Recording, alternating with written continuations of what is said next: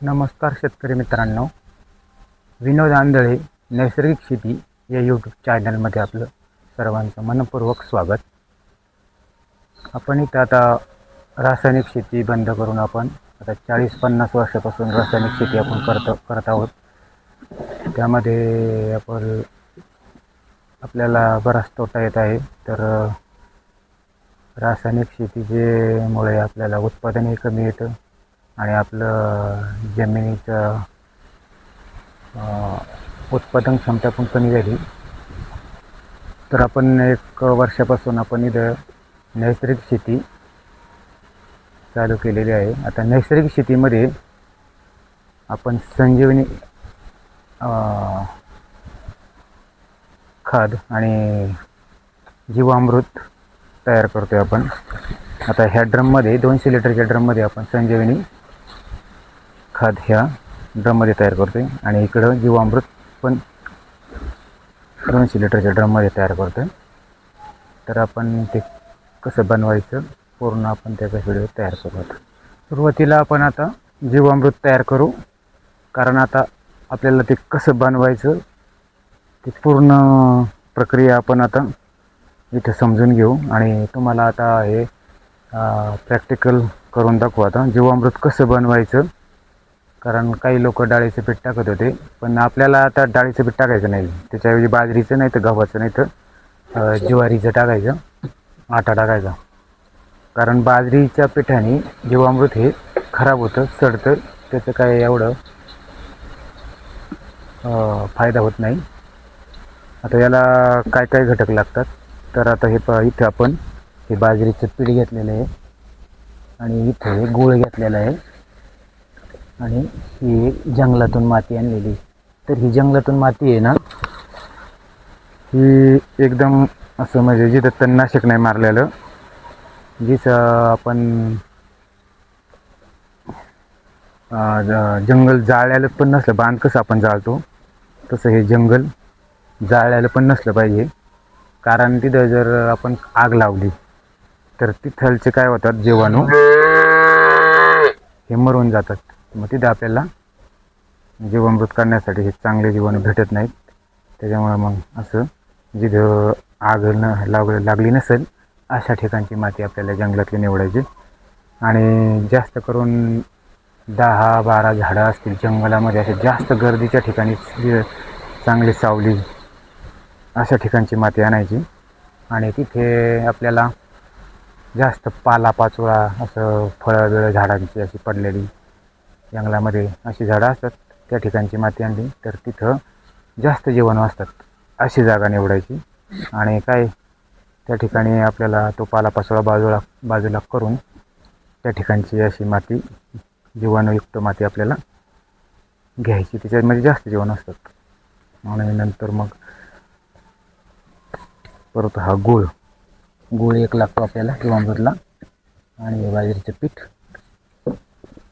नंतर पाणी ओतायचं.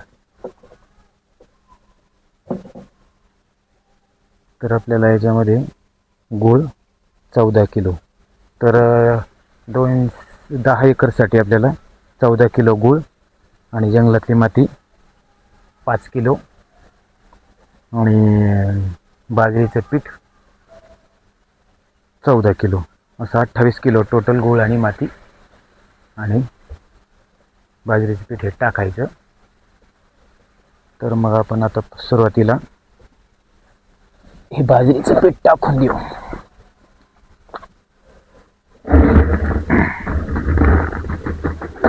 हे काय होतं, जीवामृत चांगलं तयार होतं आपल्याला, त्याला जीवाणूंना खाद्य लागतं ना, मग आणि ते खाद्यासाठी आपल्याला गूळ आणि हे बाजरीचं पीठ टाकायचं असते. आता आपण गूळ टाकणार आहे, गूळ टाकून द्यायचं.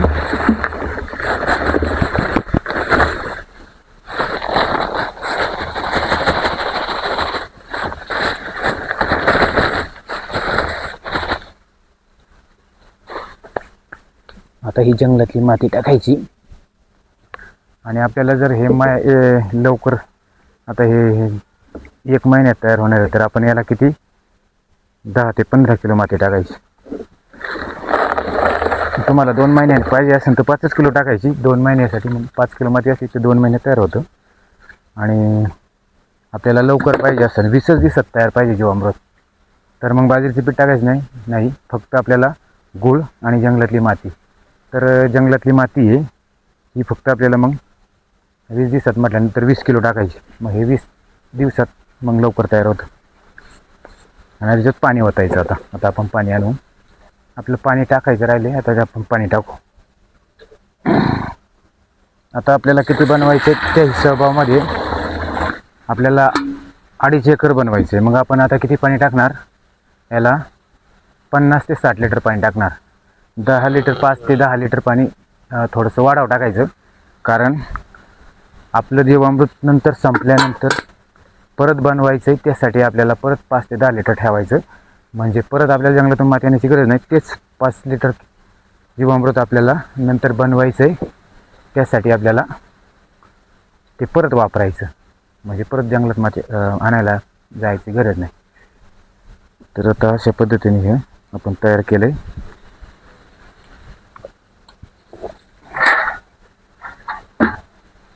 आणि याला सगळं टाकलं.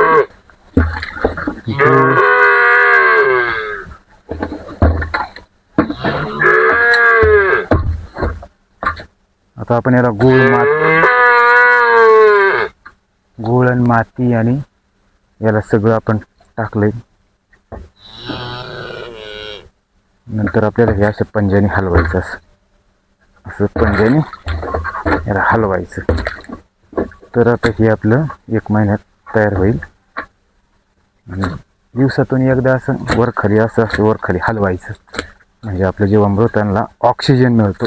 आता हे जर दररोज हलवलं ना, असं खालीवर असं पूर्ण असं, तर जीवाणूंना ऑक्सिजन मिळतो आणि ते चांगल्या प्रकारे तयार होते.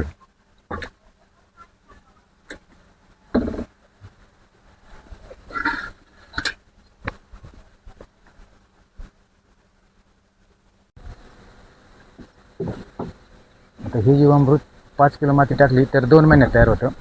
आणि 15 किलो माती टाकली तर 1 महिन्यात तयार होते. आणि आपल्याला 20 दिवसात तयार करायचे, तर मग आपल्याला याला 20 किलो माती टाकावं लागेल. तर आता हे जमिनीत आपल्या हे तयार झाल्यानंतर 1 महिन्यानी हे आपल्याला कसं वापरायचं, तर 1 एकरसाठी आपल्याला हे जीवामृत 20 लिटर, 1 एकरसाठी आपल्याला 20 लिटर वापरायचे. आपल्या जमिनीत हे सोडून द्यायचं. म्हणजे आपल्या जमिनीत आपण रासायनिक खतं, हे 40 वर्षापासून आपण रासायनिक खतं वापरतोय, तर आपल्या जमिनीमधली गांडूळं आणि सूक्ष्म जीवाणू हे पूर्ण मरून गेलेले आहे. तर आपल्या जमिनीत मग आपल्याला हे जीवामृत सोडावं लागेल. तर ते कशा पद्धतीने सोडायचं, तर 100 किलो शेणखत घ्यायचं आणि आपण हे शेणखतामध्ये वाळलेलं शेणखत घ्यायचं आणि त्यामध्ये 20 लिटर जीवामृत मिक्स करायचं. आणि ते आपल्याला आपल्या जमिनीमध्ये ते शेणखत, आपल्याला ते जीवाणू मिक्स केलेलं शेणखत हे आपल्याला 40 ठिकाणी टाकायचं. तर असं 40 ठिकाणी अर्धा लिटर आपल्याला आपल्याला टाकून द्यायचं. आणि नंतर मग आपल्याला त्याच्यानंतर पाळे घालायची, म्हणजे ते आपल्या जीवाणू आपल्या जमिनीमध्ये पूर्ण जीवाणूंची संख्या वाढेल. आणि आपल्याला 1 एकरसाठी 20 लिटर टाकायचे. आता आपण याला पाऊस झाल्यानंतर 2 सेंटीमीटर पाणी आपल्या शेतामध्ये साचल्यानंतर मग आपण डायरेक्ट अर्धा लिटर जीवामृत 40 ठिकाणी टाकू शकतो 1 एकरमध्ये. आणि नंतर ड्रीपमध्ये पण आपण हे 20 लिटर डायरेक्ट सोडू शकतो. म्हणजे आपल्याला हे 2-3 पद्धतीने आपल्या शेतात टाकता येतं. आपण जीवामृत चालू केल्यानंतर आपल्याला रासायनिक खत टाकायचं नाही आणि तणनाशक पण मारायचं नाही. नंतर आपल्याला 2-3 वर्ष फक्त युरिया वापरायचा, 3-4 वर्ष बाकीचं काही वापरायचं नाही.